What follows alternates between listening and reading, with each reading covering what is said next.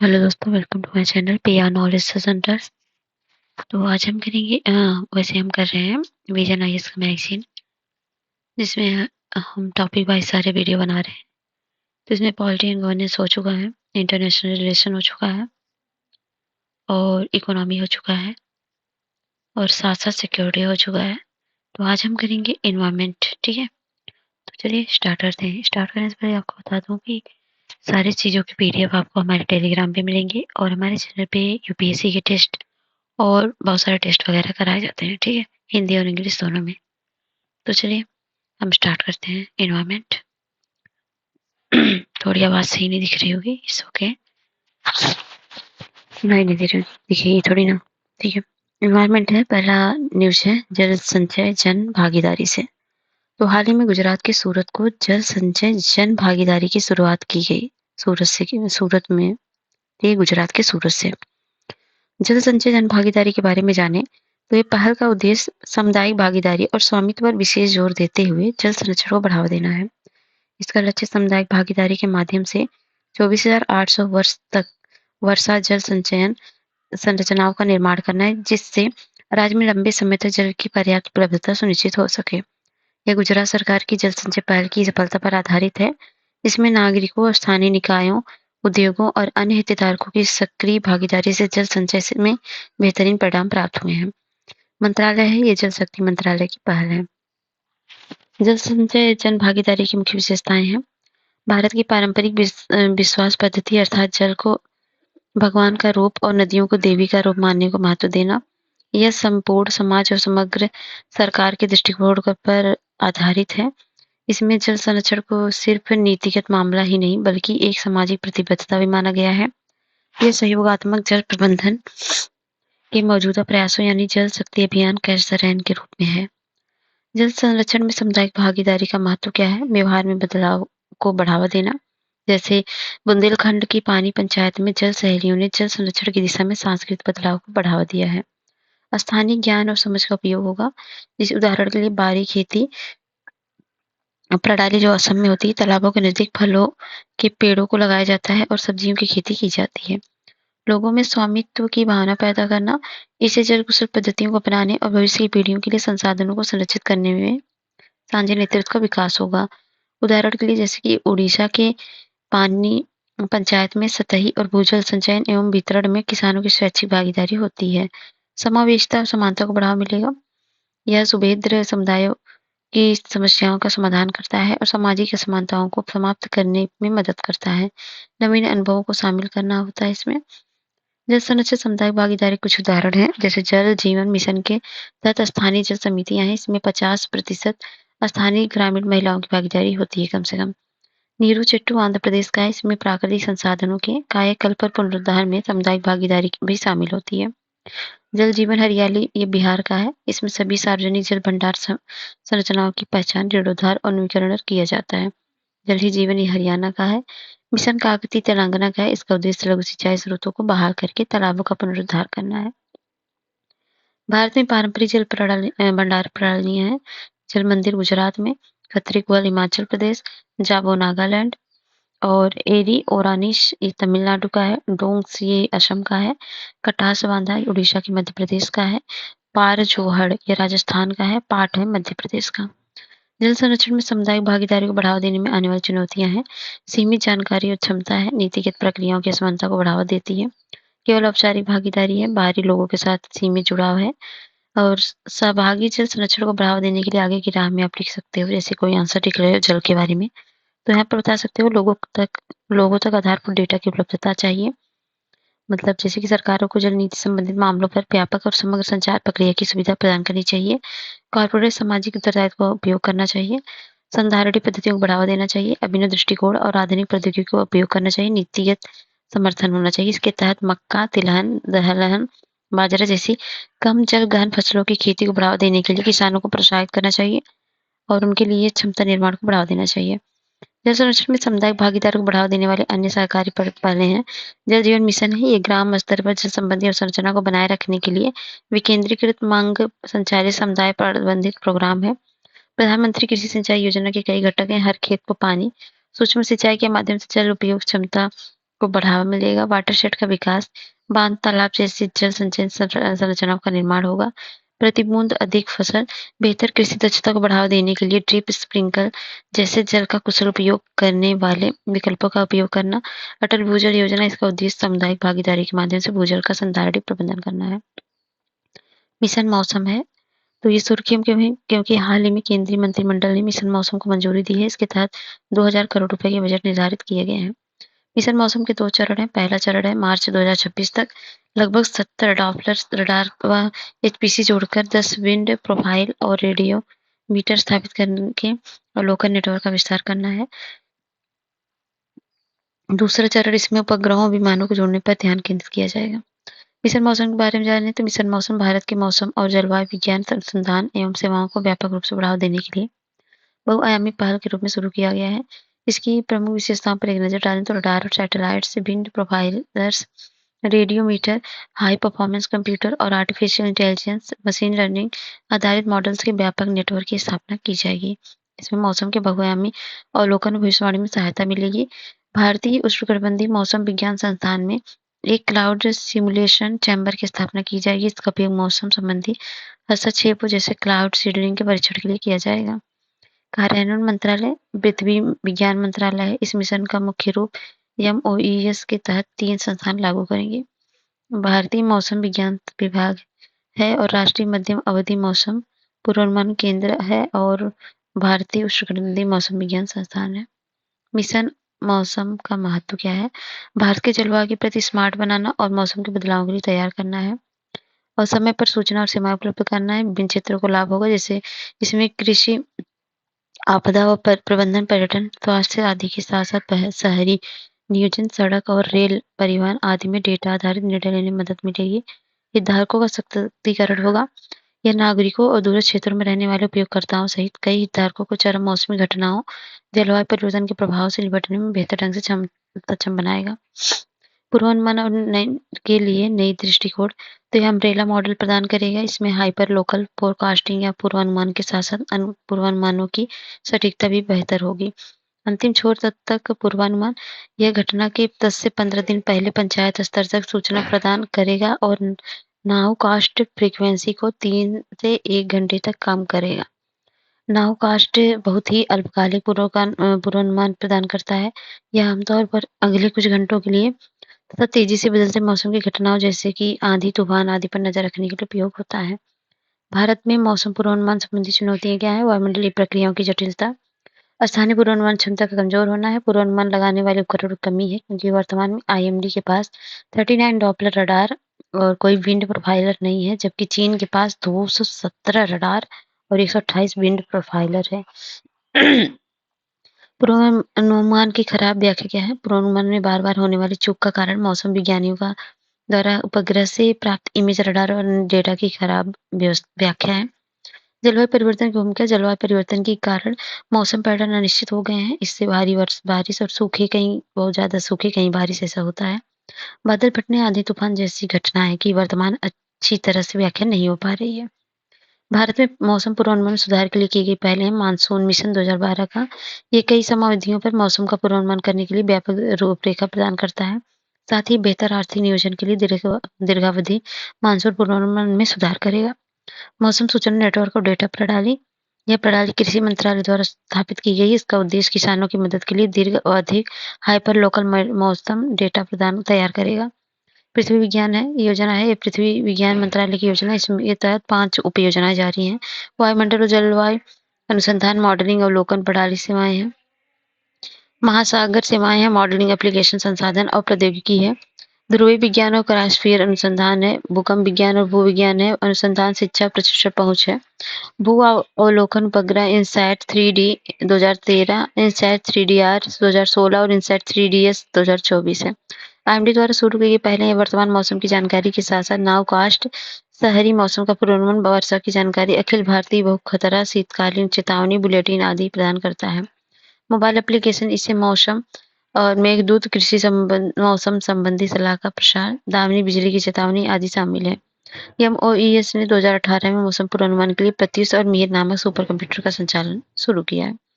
आगे की राय में अनुसंधान और विकास में निवेश को बढ़ावा दे सकते हैं। एजेंसी और विशेषज्ञों के बीच समन्वय बढ़ाना, मौसम पूर्वानुमान संबंधी बुनियादी ढांचे का निरंतर अपग्रेडेशन करना, क्षेत्रीय समस्याओं का समाधान करना है, सार्वजनिक और निजी क्षेत्र को के बीच साझेदारी को बढ़ावा देना है। ह्यूमन वाइल्ड लाइफ कॉन्फ्लिक्ट क्या है? तो हाल ही में उत्तर प्रदेश के कुछ गांवों में भेड़ियों के हमलों के चलते मानव वन्य जीव संघर्ष का मुद्दा चर्चा का विषय बन गया है।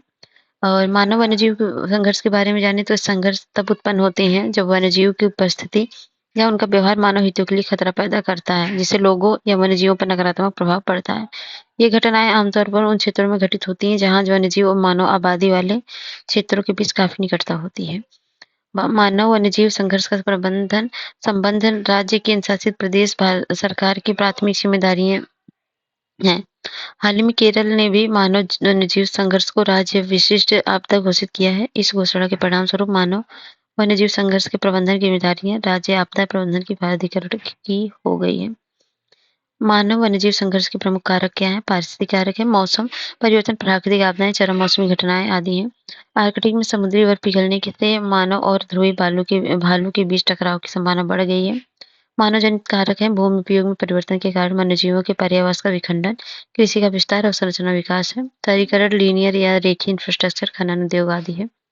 वन्यजीव जनित कारक है, पशुओं के जीवन चक्र में परिवर्तन, वन्यजीव की प्रवास संबंधी गतिविधि में बदलाव, आक्रामक विदेशज प्रजातियों की उपस्थिति आदि है। मानव वन्यजीव संघर्ष का प्रभाव क्या? वन्यजीव पर प्रभाव यह कई स्थलीय और समुद्री प्रजातियों के अस्तित्व को खतरे में डालता है, क्योंकि प्रतिशोध या खतरे की आशंका के चलते वन्यजीवों की हत्याओं से प्रजाति विलुप्त हो जा सकती है। पारिस्थितिक तंत्रों पर प्रभाव, इसमें फसलों और पशुधन को नुकसान पहुंच सकता है, जिससे शिकार का संतुलन और भी बिगड़ सकता है। सामाजिक स्थिरता पर प्रभाव पड़ेगा, स्थानीय समुदायों पर प्रभाव और वस्तु उत्पादन पर प्रभाव और अन्य प्रभाव भी, जैसे इसमें आजीविका की सुरक्षा, खाद्य सुरक्षा, वन्यजीव का स्थानांतर आदि को बढ़ावा मिलता है। मानव वन्यजीव संघर्ष के समाधान के लिए उठाए गए कदम है संरक्षित क्षेत्र नेटवर्क का गठन। इसमें वन्यजीव अधिनियम 1972 के तहत पूरे देश में राष्ट्रीय उद्यान अभयारण्य संरक्षण से रिजर्व सामुदायिक रिजर्व स्थापित किए गए हैं, ताकि वन्यजीवों और उनके पर्यावासों का संरक्षण किया जा सके।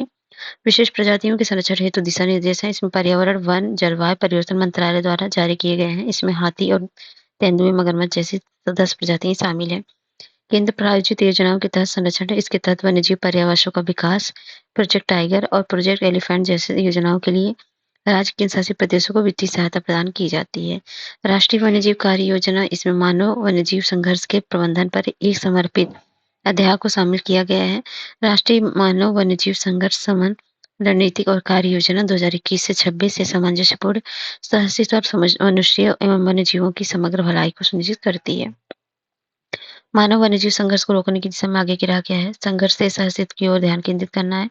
जैसे भारत वन्यजीव संरक्षण 1972 राज्यों के मुख्य वन्यजीव वर्णनों का यह अधिकार प्रदान करता है कि वे राष्ट्रीय उद्यानों, अभयारण्यों के भीतर एवं बाहर मनुष्यों तथा वन्यजीवों के शांतिपूर्ण सहअस्तित्व को सुनिश्चित करने के लिए आवश्यक कदम उठा सकें।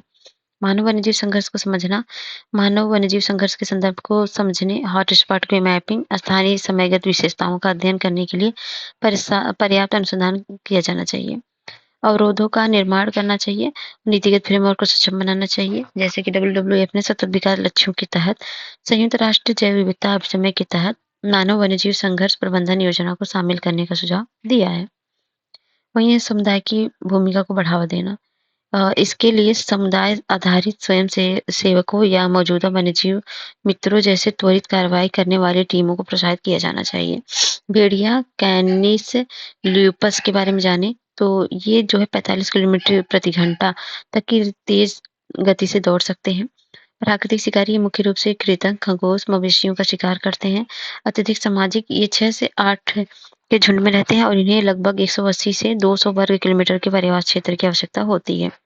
समूह की व्यवस्था ये आमतौर पर आजीवन एकल साथी के रूप में रहते हैं, मतलब मोनोगैमस है, ये अकेले रहते हैं। समूह में नर भेड़िए का प्रभुत्व होता है। संचार, ये अलग अलग आवाजें निकालकर गंध छोड़कर आपस में कम्युनिकेट करते हैं। भारत में भेड़ियों की 2 प्रजातियां पाई जाती हैं, ग्रे वुल्फ और हिमालयन वुल्फ। तो ग्रे वुल्फ जिसे कैनिस ल्यूपस पैलिप्स बोलते हैं, साइंटिफिक नेम है मतलब, और ये है हिमालयन वुल्फ है तिब्बती भेड़िया, इसको कैनिस ल्यूपस चांको बोलते हैं। तो देखते हैं ग्रे वुल्फ के बारे में। पर्यायवासी कांटेदार वन, झाड़ीदार वन, शुष्क और अर्धशुष्क घास मैदान अर्धशुष्क भारत के कृषि पशुपालन क्षेत्रों में पाए जाते हैं। इनमें अधिकांश वन्यजीव संरक्षित क्षेत्रों के बाहर आबादी वाले क्षेत्रों के निकट रहते हैं और अपना जीवन बिताते हैं। संरक्षण की स्थिति क्या है? वन्यजीव संरक्षण अधिनियम 1972 की में है और ये IUCN की लिस्ट कंस्टन में है। और ये है हिमालयन वुल्फ, ये हिमाचल प्रदेश, जम्मू कश्मीर और जो है उत्तराखंड, सिक्किम सहित अपर ट्रांस हिमालय क्षेत्र में के बंजर भूमि पाए जाते हैं। संरक्षण है वन्यजीव संरक्षण अधिनियम 1972 की दोनों सूची में है। ये है वल्नरेबल, देखिएगा हिमालयन वुल्फ वल्नरेबल में है और ये जो है ग्रे वुल्फ ये लिस्ट कर्स्टन में है। ठीक है, देख लीजिए इन लोग का फिगर। ठीक है, यह न्यूज इन शॉर्ट में है। वायु गुणवत्ता प्रबंधन विनिमय मंच ये 7 सितंबर को आयोजित किए गए international day of clean air for blue sky के दौरान लॉन्च किया गया था। और international day of clean air for blue sky का आयोजन संयुक्त राष्ट्र पर्यावरण कार्यक्रम के नेतृत्व में किया जाता है। इस वर्ष के आयोजन की थीम क्या थी? स्वच्छ वायु में अभिनिवेश करें। तो वायु गुणवत्ता प्रबंधन विनिमय मंच के बारे में जाने तो ये एक स्टाफ सॉफ्ट की तरह कार्य करेगा। इसके तहत WHO वायु गुणवत्ता दिशा निर्देश के अंतरिम लक्ष्यों को प्राप्त करने के लिए प्रस्तावित नवीनतम वायु गुणवत्ता प्रबंधन मार्गदर्शन तथा अन्य सहायता प्रदान की जाएगी। CCAC क्लीन एयर फ्लैगशिप एक घटक है और ये वैश्विक स्तर पर वायु गुणवत्ता में सुधार लाने के उद्देश्य से क्षेत्रीय सहयोग और साझा कार्यवाहियों को बढ़ावा देने के लिए UNEA संयुक्त राष्ट्र पर्यावरण सभा शीर्षक संकल्प कार्यान्वयन में योगदान देगा। वायु गुणवत्ता प्रबंधन विनियमन मंच की आवश्यकता क्यों है? क्योंकि वायु प्रदूषण खतरा ये हर साल वायु प्रदूषण के कारण 8 मिलियन से अधिक लोगों की असामयिक मौत हो जाती है। इससे निर्धन और हाशिए पर रहने वाले लोग सर्वाधिक प्रभावित होते हैं। क्षमता अंतराल क्या है? इसके तहत गुणवत्ता निगरानी, स्वास्थ्य प्रभाव आकलन आदि पर बेहतर मार्गदर्शन प्रदान करने के साथ ही वायु गुणवत्ता प्रबंधन क्षमता में कई कमियों को दूर करने की भी मदद की जाएगी। ज्ञान साझाकरण क्षेत्रीय और उप क्षेत्रीय समुदायों को वायु गुणवत्ता प्रबंधन से जुड़े सर्वोत्तम तरीके एवं ज्ञान का आदान प्रदान करने की सुविधा प्रदान करेगा। जलवायु स्वच्छ वायु गठबंधन के बारे में जाने तो इसका गठन 2012 में यूनेप के नेतृत्व में किया गया था। 160 से अधिक सरकारों, अंतर सरकारी संगठनों और गैर सरकारी संगठनों में एक स्वैच्छिक साझेदारी आधारित गठबंधन है। भारत 2019 में CCAC में शामिल हुआ था। यह अल्पकालिक किंतु शक्तिशाली जलवायु प्रदूषकों जैसे मीथेन, ब्लैक कार्बन, हाइड्रोफ्लोरोकार्बन तथा ट्रोपोस्फेरिक ओजोन के उत्सर्जन में कमी लाने के लिए कार्य करता है। ये प्रदूषण तत्व जलवायु परिवर्तन और वायु प्रदूषण दोनों को बढ़ावा देते हैं। WHO वायु गुणवत्ता से दिशा निर्देश के बारे में जाने तो विशिष्ट वायु प्रदूषक के उत्सर्जन की उच्चतम सीमा का निर्धारण करने वाली साक्ष्य आधारित सिफारिशों का एक सेट है। ये सामान्य वायु प्रदूषण के उत्सर्जन के स्तरों और अंतरिम लक्ष्यों की सिफारिश करते हैं। इन प्रदूषण में particulate matter, ozone, O3, NO2, SO2 और कार्बन मोनोऑक्साइड शामिल हैं। PM 2.5 का 24 घंटे का औसत 15 माइक्रोग्राम मीटर क्यूब से अधिक नहीं होना चाहिए और साथ ही PM 2.5 वार्षिक औसत 5 माइक्रोग्राम मीटर क्यूब से अधिक नहीं होना चाहिए। तो देख सकते हैं पॉल्यूटेंट है, इन लोग को देख सकते हैं पूरा डेटा। वायु गुणवत्ता जलवायु बुलेटिन क्या है? संयुक्त राष्ट्र के मौसम विज्ञान संगठन ने अपना चौथा वार्षिक वायु गुणवत्ता जलवायु बुलेटिन जारी किया है।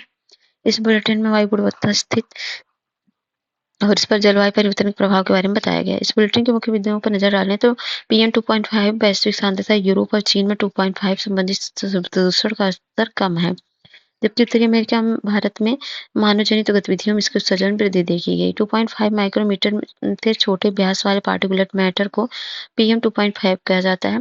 पार्टिकुलेट मैटर के ग्लोबल हॉटस्पॉट में इसमें है मध्य अफ्रीका, पाकिस्तान, भारत, चीन, दक्षिण पूर्व एशिया के कृषि क्षेत्र शामिल हैं। फसलों पर पार्टिकुलेट मैटर का प्रभाव पत्तियों की सतह पर जमा होकर पत्तियों तक पहुंचने वाले सूर्य के प्रकाश की मात्रा को कम कर देता है। इससे फसल की पैदावार 15% कम हो जाती है।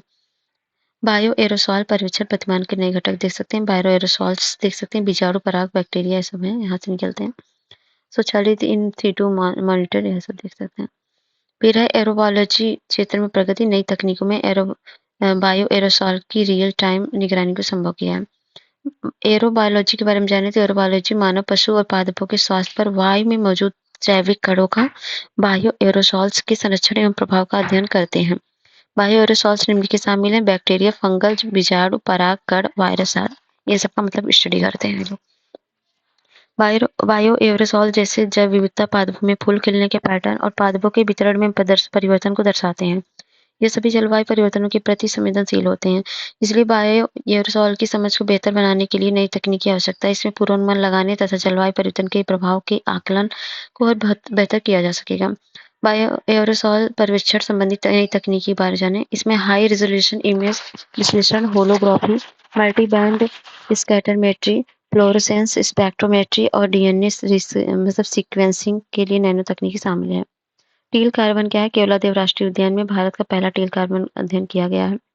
अध्ययन में यह दर्शाया गया है कि यदि आर्द्रभूमि मानव जनित प्रदूषण को नियंत्रित किया जा सके तो टील कार्बन जलवायु परिवर्तन समान उपयोगी सिद्ध हो सकता है। अध्ययन से भी पता चलता है कि विशेष प्रकार के बायोचार, जो कि चारकोल का एक रूप है, उपयोग से उच्च मीथेन उत्सर्जन को कम किया जा सकता है। टील कार्बन के बारे में जानें तो ये गैर ज्वारीय मीठे पानी के आर्द्रभूमि में संग्रहित कार्बन से है। इनमें वनस्पति, सूक्ष्मजीव, बायोगैस तथा विघटित एवं कणकीय कार्बनिक पदार्थों के संग्रहण कार्बन शामिल है। टील कार्बन एक रंग आधारित शब्दावली इंफोग्राफिक्स देखें तो इसमें ऑर्गेनिक कार्बन के वर्गीकरण को उसके भौतिक गुणों की बजाय उसके कार्यों और स्थानों के आधार पर दर्शाया जाता है। इसके विपरीत काला और भूरा कार्बन कार्बनिक पदार्थों के अपूर्ण दहन से उत्पन्न होते हैं और ग्लोबल वार्मिंग में योगदान देते हैं। यह भूजल स्तर में वृद्धि, बाढ़ शमन और हीट आइसलैंड प्रभाव में कमी करने में योगदान देता है। साथ ही संधारणीय शहरी अनुकूलन को समर्थन प्रदान करता है।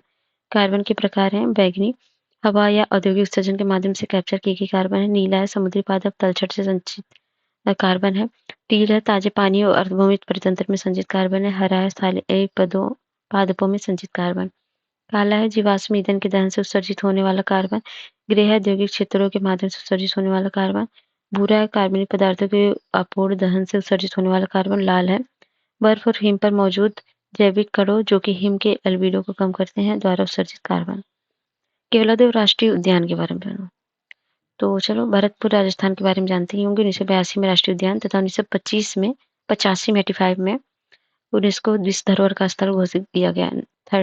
370 मतलब 370 अधिक प्रजातियों के पक्षी और प्राणी जैसे अजगर, साइबेरियन सारस आदि का पर्यावास है। 1990 में जल की कमी और संतुलित चराई के कारण इसे मॉन्ट्रियस रिकॉर्ड में शामिल किया गया है। अब नेक्स्ट न्यूज है, ये है scheme for hydro electric projects.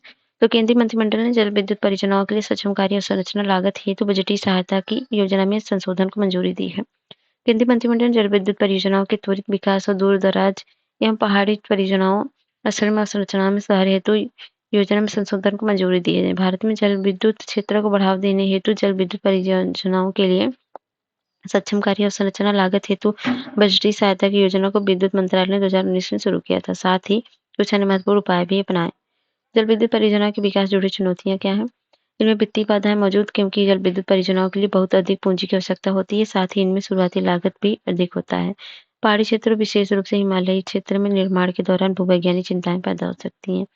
विद्युत पारेषण संबंधी मुद्दे भी मौजूद हैं, क्योंकि ये दूर दराज के क्षेत्र में स्थापित की जाती है। बड़े पैमाने पर भूमि अधिग्रहण, पुनर्वास आवश्यकताओं के कारण सामाजिक मुद्दे भी मौजूद हैं। और यह इस योजना के तहत प्रमुख बांध, बिजली घर और अन्य परियोजनाओं संबंधी संरचनाओं को निकटतम राज्य, राष्ट्रीय राजमार्ग से जोड़ने वाली सड़कों एवं पुलों के निर्माण के लिए बजटीय सहायता प्रदान की जाती है। संशोधित योजना के बारे में जाने तो वित्त पोषण तो 13,350 मेगावाट की संचयी उत्पादन क्षमता के लिए 12,461 जो है करोड़ रुपए का आवंटन किया जाएगा। कार्यान्वयन अवधि है वित्त वर्ष 2024-5 और 2031 टू 32 है। तो विस्तार सड़कों व पुलों के अलावा transmission lines, ropeway, railway side link और संचार अवसंरचना के निर्माण की लागत को शामिल करने के लिए योगदान का विस्तार किया गया। पात्रता इसमें निजी क्षेत्र की परियोजनाओं और सभी पंप्ड स्टोरेज परियोजनाओं और सहित 25 मेगावाट से अधिक क्षमता वाली जल विद्युत परियोजना शामिल है।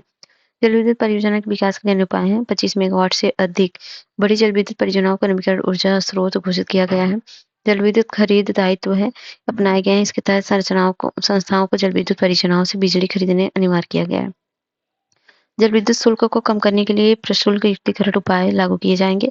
बाढ़ नियंत्रण, जल भंडारण, जल विद्युत परियोजनाओं की बजटीय सहायता प्रदान की जाएगी। और नेक्स्ट है बैटरी अपशिष्ट प्रबंधन के लिए पर्यावरणीय क्षतिपूर्ति दिशा निर्देश, environmental compensation guideline for battery waste management. तो ये दिशा निर्देश बैटरी अपशिष्ट प्रबंधन नियम 2022 के तहत केंद्रीय प्रदूषण नियंत्रण बोर्ड ने जारी किया है। इन्हें जारी करने का उद्देश्य पूरे देश में बैटरी अपशिष्ट के उचित प्रबंधन संबंधित पद्धतियों और पर्यावरण संधारणता को बढ़ावा देना है। ठीक है, पर्यावरण क्षतिपूर्ति क्या होती है? तो अपशिष्ट प्रबंधन नियम 2022 इसके तहत नियमों का पालन न करने की स्थिति में सीपीसीबी अपशिष्ट बैटरी के नवीकरण और पुनर्चक्रण में शामिल उत्पादकों एवं संस्थाओं पर पर्यावरणीय कर लागू कर वसूल करता है। प्रदूषणकर्ता द्वारा भुगतान सिद्धांत के आधार पर निम्नलिखित पर पर्यावरणीय क्षतिपूर्ति आरोपित की जाएगी। पंजीकरण के बिना गतिविधियां संचालित करने वाली संस्थाओं पर जो बात करें तो पंजीकृत संस्थाओं द्वारा गलत सूचनाएं प्रदान करने, जानबूझकर तथ्यों को छिपाने आदि पर है। तो चीजें हैं।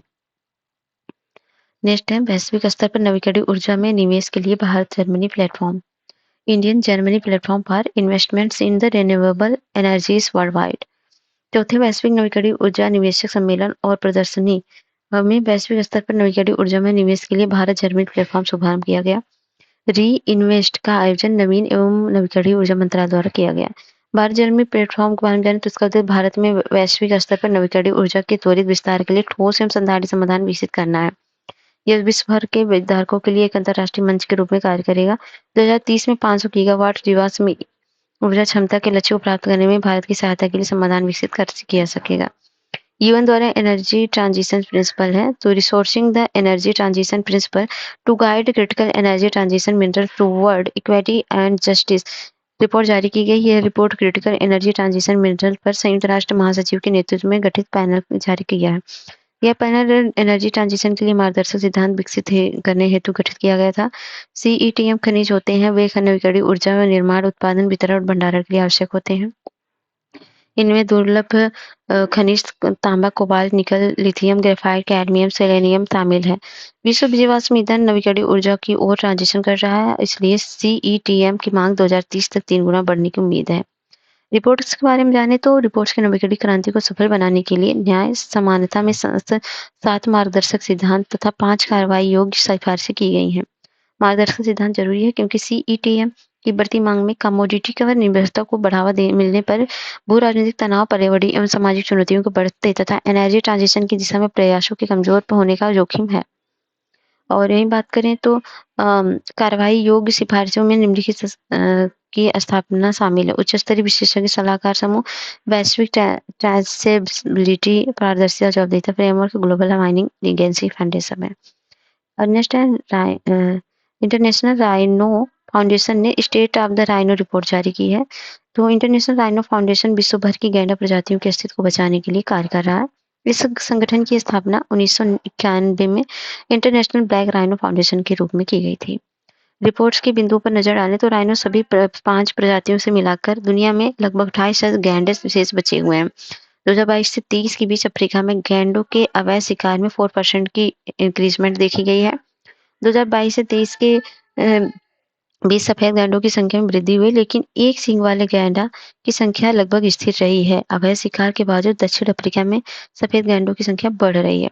गैंडों के बारे में जाने तो इनकी 5 प्रजातियां, इनमें 2 प्रजातियां अफ्रीका में है जो सफेद और काला गैंडा है। 3 एशिया में है जो भारतीय गैंडा है, सुमत्राई गैंडा है और जावा गैंडा है। गैंडों के संरक्षण हेतु शुरू की गई पहले हैं भारतीय गैंडे संरक्षण अधिनियम राष्ट्रीय गैंडा संरक्षण रणनीति 2019 जारी की गई है। और एशियाई गैंडों पर नई दिल्ली घोषणा पत्र 2019 जारी किया गया है। इंडियन राइनो विजन 2020 जारी किया गया है आदि। अफ्रीकी गैंडे और एशियाई गैंडों के बीच में डिफरेंसेस क्या है? तो आकार की बात करें तो सफेद गैंडा अफ्रीकी के बारे में, सफेद गैंडा हाथियों के बाद जमीन पर रहने वाला दूसरा सबसे बड़ा स्तनपायी है। एशिया वाला जो है ये भारतीय गैंडा सभी एशियाई गैंडा प्रजाति में सबसे बड़ा है। और रंग रूप के बारे में बात करें तो ये कवच जैसी, ये अफ्रीका के बारे में है, अफ्रीकी गैंडे के बारे में।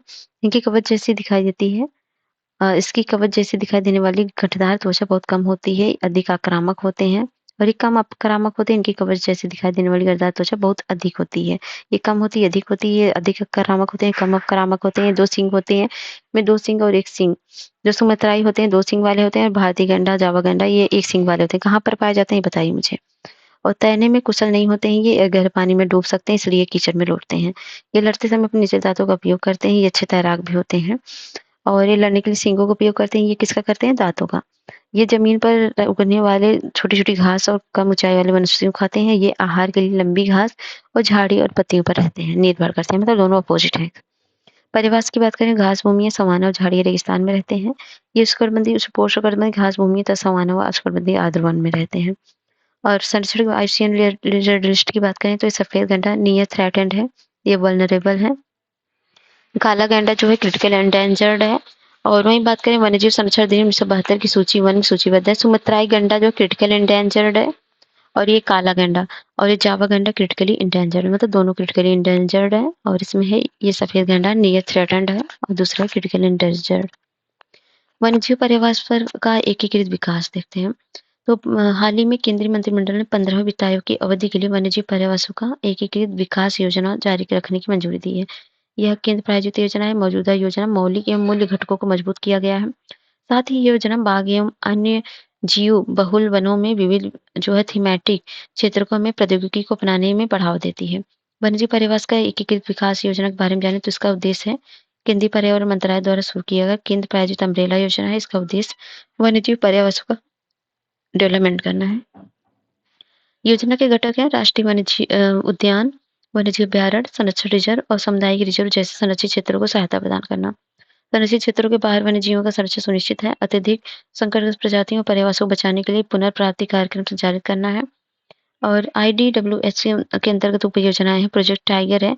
इसके तहत बाघ के अतिरिक्त पर्यावास वाले 18 राज्यों के कुल 55 टाइगर रिजर्व शामिल हैं। ये रिजर्व देश के 5 भू परिदृश्यों में स्थित है। यह प्रोजेक्ट देश महत्वाकांक्षी प्रोजेक्ट चीता का समर्थन करता है। वन्यजीव परिवास का विकास इस उपयोजना के अंतर्गत प्रोजेक्ट डॉल्फिन, प्रोजेक्ट लायन को भी कार्यान्वित किया गया है।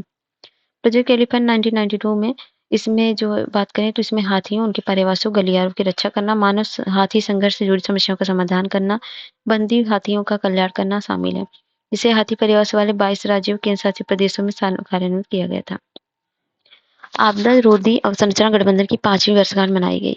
तो 5वीं वर्षगांठ के अवसर पर आपदा रोधी अवसंरचना गठबंधन ने अर्बन इंफ्रास्ट्रक्चर रेजिलियंस प्रोग्राम के तहत $2.5 मिलियन के फंड की घोषणा की। इस फंड का उपयोग भारत की सहित 30 निम्न मध्यम आय वाले देशों के शहरों को जलवायु परिवर्तन रोधी बनाने में किया जाएगा। तो इसका देखें coalition of the disaster resilience infrastructure CDRI के बारे में, जिसकी उत्पत्ति में 2019 में संयुक्त राष्ट्र जलवायु कार्यक्रम शिखर सम्मेलन में शुभारंभ किया गया था। 40 देश और 7 संगठन हैं। तो इसके बारे में जानें तो राष्ट्रों, संयुक्त राष्ट्र एजेंसियां, बहुपक्षीय विकास बैंकों और निजी क्षेत्र की वैश्विक साझेदारी है। उद्देश्य जलवायु संबंधी आपदा जोखिमों को सहने वाली मजबूत और संरचनाओं के विकास को बढ़ावा देकर संजातीय विकास सुनिश्चित करना है। CDRI द्वारा जारी रिपोर्ट्स हैं ग्लोबल इंफ्रास्ट्रक्चर रेजिलियंस रिपोर्ट। वित्त पोषण की बात करें तो CDRI के उद्देश्यों को प्रभावी तरीके से लागू करने हेतु वित्त पोषण और समन्वय के लिए एक वैश्विक तंत्र प्रदान करता है। CDRI द्वारा शुरू की गई पहले infrastructure for resilience island state. इसका उद्देश्य लघुद्वीपीय विकासशील देशों में लचीली संधारिता, समावेशिता और संरचना को विकास को बढ़ावा देना है। और यह है इससे DRI कनेक्ट प्लेटफॉर्म या आपदा रोधी ज्ञान आदान प्रदान करने के उदाहरण के सीखने और सहयोग करने हेतु प्लेटफॉर्म है। अंतर्राष्ट्रीय आपदा रोधी संरचना सम्मेलन या आपदा रोधी चुनौतियों पर चर्चा करने और अच्छी पहलों की जो है पहलों की पहचान करने के लिए विशेषज्ञ निर्णयकर्ताओं का साथ लाने का आर्थिक सम्मेलन है। इंफ्रास्ट्रक्चर रेजिलियंस एक्सेलरेशन फंड यह आपदा रोधी संरचना पर वैश्विक प्रयासों का समर्थन करता है। इसे संयुक्त राष्ट्र विकास कार्यक्रम और संयुक्त राष्ट्र जोखिम न्यूनीकरण कार्यक्रम के समर्थन स्थापित किया गया था। ये है टार्डिग्रेड्स। तो ये टार्डिग्रेड्स क्या है? यह पहली बार खोजे गए टार्डिग्रेड्स जीवाश्म के अध्ययन से उन्हें वर्गीकृत करने और विकासवादी इतिहास का पता लगाने में मदद मिली है। टार्डिग्रेड जलीय भालू का मांस पिगलेट के बारे में है। ये छोटे 8 पैर वाले जलीय जीव हैं।